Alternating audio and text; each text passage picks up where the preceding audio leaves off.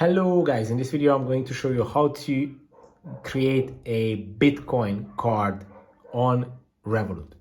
It's pretty easy. I'm going to show you step by step. Just open up your Revolut account. 1 second. And once you're inside, go to the home page. On the home page, go to the top right corner of the screen where you can see this little card icon. This is basically going to open up the cards menu where you will see all your debit cards. It doesn't matter which type of debit cards you have. You can switch any of these to Bitcoin.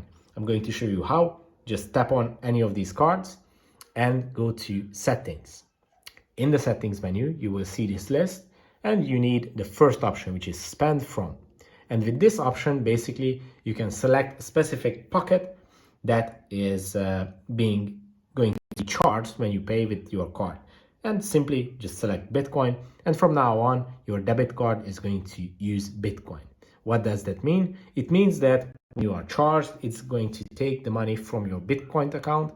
And depending on the currency that the retailer or the store uses, it's going to convert your Bitcoin on that day's rates. So yeah, it's pretty easy. I hope this video was helpful for you. If it was, please consider sending a super thanks donation.